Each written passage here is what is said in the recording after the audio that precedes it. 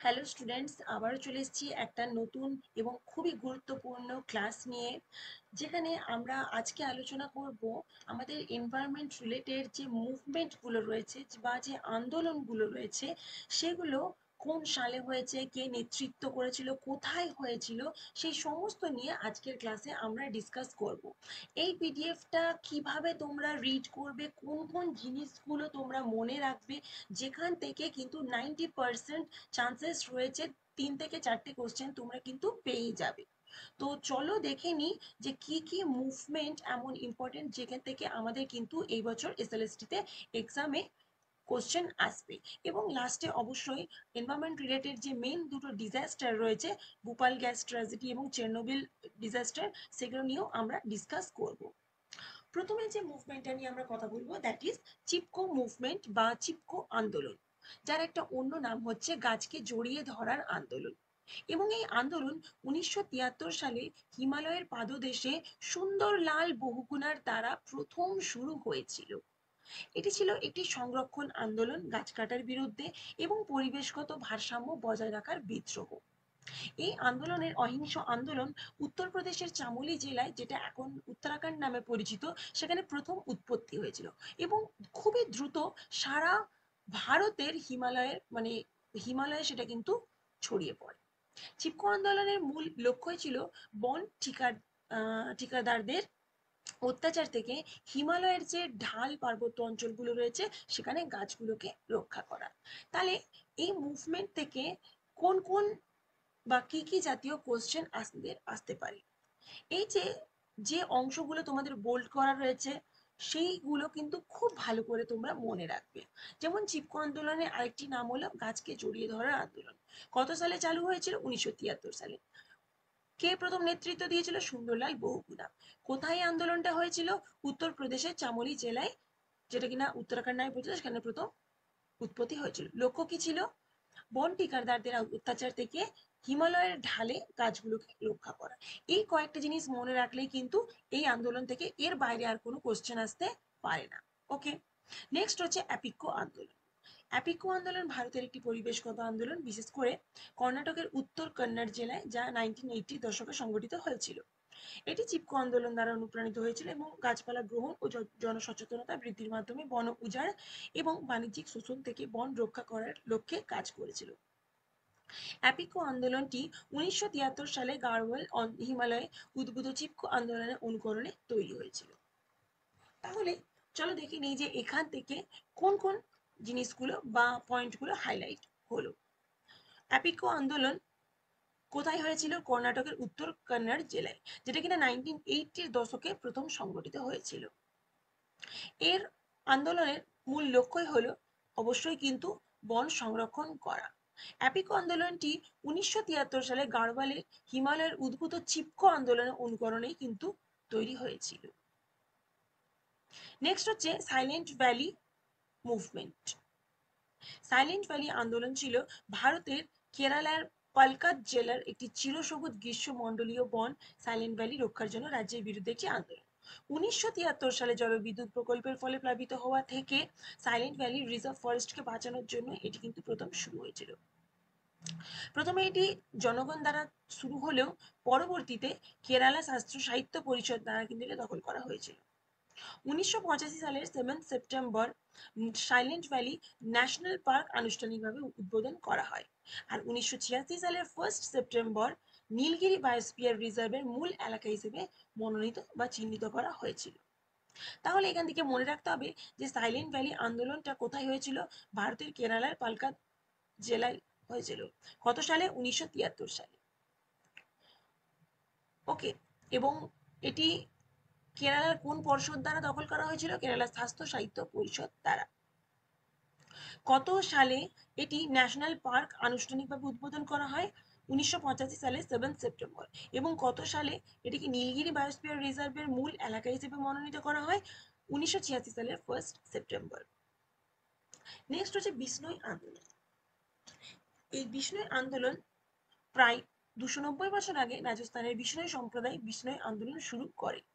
যোধপুরের মহারাজা এর নির্দেশে 84 গ্রামের এক মহিলা অমৃতা দেবীর নেতৃত্বে তাদের একটি বিশাল দল গাছ কাটা রক্ষা করার জন্য তাদের জীবনকে উৎসর্গ করেছিল। 15 শতকে বিষ্ণুই সম্প্রদায়ের প্রতিষ্ঠাতা গুরু জাম্বেশ্বরের শিক্ষার মাধ্যমে এই আন্দোলন শুরু হয়। এই আন্দোলনের ইতিহাসে একটি গুরুত্বপূর্ণ ঘটনা হলো 1730 সালের খেজারুলি গণহত্যা, যেখানে অমৃতা দেবী এবং তার কন্যা সহ 363 জন বিষ্ণুই একটি প্রাসাদের নির্মাণের জন্য খেজারি গাছ কাটা থেকে রক্ষা করার জন্য তাদের জীবনকে উৎসর্গ করেছিলেন। তাহলে বিষ্ণুর যে আন্দোলন সেটি কোথায় প্রথম শুরু হয়েছিল? রাজস্থানের বিষ্ণুই সম্প্রদায় দ্বারা, এবং যোধপুরের মহারাজার নির্দেশেই কিন্তু এই অমৃতা দেবীর নেতৃত্বে তাদের একটি বিশাল দল গাছ কাটা রক্ষা করার জন্য তাদের জীবন কিন্তু উৎসর্গ করেছিল। ওকে, নেক্সট হচ্ছে গঙ্গা অ্যাকশন প্ল্যান। এই গঙ্গা অ্যাকশন প্ল্যান কত সালে চালু হয়েছিল? 1985 সালে। এর মূল লক্ষ্য কি ছিল? গৃহস্থ মানে রেসিডেন্সিয়াল এবং ইন্ডাস্ট্রিয়াল এরিয়া থেকে যে পলিউটেন্ট গুলো এসে গঙ্গায় মিশছে, দূষিত করছে, সেগুলোর মানটাকে আমাদের উন্নত রাখা, যাতে অতটা পরিমাণ দূষণ আমাদের গঙ্গাকে দূষিত করতে না পারে। এটা দুটো পর্যায়ে বা দুটো ফেজে হয়েছিল। ফেজ ওয়ানে 1985 থেকে 2000, এবং গ্যাপ পর্যায় টু, ফেজ টুটা 1993 থেকে স্টার্ট হয়েছে, যেটা এখনো কন্টিনিউ চলছে।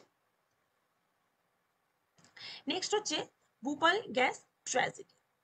ভূপাল গ্যাস ট্র্যাজেডি 1984 সালের 2 এবং 3 ডিসেম্বর ভারতের ভূপালে ঘটে। ইউনিয়ন কার্বাইড ইন্ডিয়া লিমিটেড কীটনাশক কারখানা থেকে মিক বা মিথাইল আইসোসায়ানেট গ্যাসের লিকেজ হওয়ার ফলে ব্যাপকভাবে বিষাক্ত ধোঁয়া নির্গত হয়, যার ফলে আশেপাশের এলাকার লক্ষ লক্ষ মানুষ ক্ষতিগ্রস্ত হয়েছিল। নেক্সট হলো চেরনোবিল ডিজাস্টার। চেরনোবিল বিপর্যয় হলো একটি পারমাণবিক দুর্ঘটনা যা 1986 সালে 26 এপ্রিল সোভিয়েত ইউক্রেনের চেরনোবিল পারমাণবিক বিদ্যুৎ কেন্দ্রে ঘটেছিল। একটি চুল্লি গলে যাওয়া এবং বিস্ফোরণের ফলে বায়ুমণ্ডলে প্রচুর পরিমাণে তেজস্ক্রিয় পদার্থ নির্গত হয়, যার ফলে কিন্তু ব্যাপক দূষণ ঘটে এবং ব্যাপকভাবে মানুষকে সরিয়েও নেওয়া হয়। এই ঘটনাকে পারমাণবিক শক্তির ইতিহাসে সবচেয়ে খারাপ দুর্ঘটনা হিসেবে বিবেচনা করা হয়, এবং এর দীর্ঘমেয়াদী স্বাস্থ্য ও পরিবেশগত প্রভাব উল্লেখযোগ্য ছিল। তাহলে চেরনোবিল ডিজাস্টার কত সালে হয়েছিল? 26 এপ্রিল 1986 সালে। কোথায়? সোভিয়েত ইউক্রেনের চেরনোবিল পারমাণবিক বিদ্যুৎ কেন্দ্রে ঘটেছিল। নেক্সট, নর্মদা বাঁচাও আন্দোলন। নর্মদা বাঁচাও আন্দোলন হলো ভারতের একটি সামাজিক আন্দোলন যা বৃহৎ বাঁধ প্রকল্পের বিরোধিতা করে। এর প্রধান লক্ষ্যই হলো নর্মদা নদীর ওপর বৃহৎ বাঁধ যেটা নির্মাণ বন্ধ করা, যা গুজরাট, মধ্যপ্রদেশ, মহারাষ্ট্রের মধ্যে দিয়ে প্রবাহিত হয়। এই আন্দোলন প্রথম নেতৃত্ব করেছিল মেধা পাটেকর, বাবা আমতের মতো বিশিষ্ট ব্যক্তিরা। 1985 সালে নর্মদা বাঁধ প্রকল্প শোনার পর মেধা পাটেকর এবং তার সহকর্মীরা প্রকল্প স্থল পরিদর্শন করেন, এবং তারা লক্ষ্য করেন যে ভারত সরকারের পরিবেশ ও বন মন্ত্রণালয় আদর্শের কারণে প্রকল্পের কাজ পরিদর্শন করা হচ্ছে। তাহলে এখানে প্রথমেই মনে রাখতে হবে যে নর্মদা বাঁচাও আন্দোলন কত সালে হয়েছিল? 1985 সালে। কে কে নেতৃত্ব করেছিল? মেধা পাটেকর, বাবা আমতে। কোন কোন স্টেটের মধ্যে দিয়ে প্রবাহিত হয় এই নদী? গুজরাট, মধ্যপ্রদেশ, মহারাষ্ট্র। ওকে, নেক্সট আমরা চলে আসবো রামসার কনভেনশন। রামসার কনভেনশন হচ্ছে ওয়েটল্যান্ড বা জলাভূমি রিলেটেড একটা কনভেনশন। জলাভূমি সংরক্ষণ এবং বিচক্ষণ ব্যবহারের ওপর দৃষ্টি নিবদ্ধ করে একটি আন্তর্জাতিক চুক্তি হলো রামসার কনভেনশন, যেটা কিনা 1971 সালে ইরানের রামসারে স্বাক্ষরিত হয়েছিল, এবং এর লক্ষ্যই হচ্ছে জলাভূমির বিশ্বব্যাপী ক্ষতি বন্ধ করা এবং জাতীয় ও আন্তর্জাতিক সহযোগিতার মাধ্যমে তাদের টেকসই ব্যবস্থাপনা নিশ্চিত করা। এখান থেকে প্রথমে যেটা মনে রাখতে হবে যে কত সালে হয়েছিল? 1971-এ। কোথায় হয়েছিল? ইরানের রামসারে। এই দুটো আমি বোল্ড করে দিলাম যাতে তোমরা এই দুটো পরীক্ষার আগে দেখে যেতে পারো। নেক্সট হচ্ছে কিয়োটো প্রোটোকল। কিয়োটো প্রোটোকল ও আরেকটা এখান থেকে মনে রাখতে হবে রামসার কনভেনশন থেকে, যে এই যে কনভেনশনটা এটা কি রিলেটেড? অবশ্যই কিন্তু ওয়েটল্যান্ড বা জলাভূমি রিলেটেড। নেক্সট, কিয়োটো প্রোটোকল, এবং এই প্রোটোকলটা জলবায়ুর পরিবর্তন, গ্রিন হাউস এফেক্ট এবং বাতাসের মধ্যে অক্সিজেনের পরিমাণ কমে যাওয়া, এই ধরনের ইনসিডেন্টগুলো রিলেটেড, যেটা কিনা 1997 সালে জাপানের কিয়োটোতে প্রথম গৃহীত হয়েছিল এবং 2005 সালে সেটা কার্যকর হয়েছিল। তাহলে এখান থেকে মনে রাখতে হবে কত সালে এবং কোথায় সেটা গৃহীত হয়েছিল এবং কত সালে সেটা কার্যকর হয়েছিল, এবং এই যে প্রোটোকলটা এটা কি কি টপিক রিলেটেড, এগুলো সমস্ত কিছু মনে রাখতে হবে। নেক্সট হচ্ছে 3 মাইলস আইল্যান্ড, যেটা হয়েছিল 28 মার্চ 1979। মন্ট্রিয়াল প্রোটোকল, এটিও একটি আন্তর্জাতিক চুক্তি যা ওজোন ক্ষয়কারী পদার্থের ওডিএস উৎপাদন এবং এর ব্যবহার বন্ধ করে পৃথিবীর ওজোন যে স্তরটা রয়েছে স্ট্র্যাটোস্ফিয়ারে সেটাকে রক্ষা করার জন্য একটা ডিজাইন করা রয়েছে। এই প্রোটোকলটা 1987 সালে স্বাক্ষরিত হয়েছিল এবং 1989 সালে কার্যকর হয়েছিল। এখান থেকে তোমাদের কিন্তু এই টপিকগুলো বা কত সালে কার্যকর হয়েছিল, কত সালে সেটা স্বাক্ষরিত হয়েছিল এবং এই প্রোটোকলের মেন উদ্দেশ্য কি ছিল, এগুলো সমস্ত কিছু কিন্তু মনে রাখতে হবে। এবং এই প্রোটোকলটা কি টপিক রিলেটেড? ওজোন ক্ষয়কারী পদার্থের উৎপাদন, এটা কিন্তু অবশ্যই মনে রাখতে হবে। নেক্সট হচ্ছে বন কনভেনশন, যেটা কিনা বন্য প্রাণীদের যে পরিযায়ী প্রজাতির সংরক্ষণ সংক্রান্ত কনভেনশন, সিএমএস। ওকে, এবং এটি জার্মানির বনে প্রথম 1979-এ স্বাক্ষরিত হয়েছিল এবং 1983-তে সেটা কিন্তু কার্যকর হয়েছিল। প্রত্যেকটা প্রোটোকল, প্রত্যেকটা কনভেনশন কত সালে গৃহীত হয়েছিল, কত সালে কার্যকর হয়েছিল, স্বাক্ষরিত হয়েছিল, প্রত্যেকটা কিন্তু ইন্ডিভিজুয়াল তোমাদের মনে রাখতে হবে। এবং এর সাথে মনে রাখতে হবে প্রত্যেকটা কনভেনশন বা প্রোটোকল কোনটা কি টপিক রিলেটেড। যেমন বন কনভেনশন হচ্ছে বন্য পরিযায়ী প্রজাতির সংরক্ষণ সংক্রান্ত কনভেনশন। এইগুলো এইভাবে তোমাদের কিন্তু প্রত্যেকটা ইনসিডেন্ট মনে রাখতে হবে। আর লাস্ট হচ্ছে ব্যাসাল কনভেনশন, আমাদের যে হ্যাজার্ডাস ওয়েস্টগুলো রয়েছে, বিপজ্জনক বজ্রের আন্তঃসীমান্ত চলাচল এবং তাদের নিষ্পত্তি নিয়ন্ত্রণ সংক্রান্ত ব্যাসাল কনভেনশন 1989 সালের 22 মার্চ গৃহীত হয় এবং 1992-তে 5 মার্চ সেটা কিন্তু কার্যকর হয়েছিল। আমি এটা বোল্ড করে দিলাম। ওকে, তাহলে প্রত্যেকটা ইনসিডেন্ট তোমরা কিভাবে পড়বে এবং কোন কোন টপিকগুলো মনে রাখবে কিন্তু সেগুলো তোমাদেরকে আমি হাইলাইটেড করে দিলাম। এইভাবে যদি তোমরা মনে রাখো, এখান থেকে আর কিন্তু অন্য কোনো কোশ্চেন আসবার অন্য কোনো সম্ভাবনা নেই। আর এই যে কয়েকটা আন্দোলন এবং গ্যাপ, এগুলো থেকে কিন্তু প্রচুর পরিমাণে কোশ্চেন কিন্তু আসছে তোমাদের।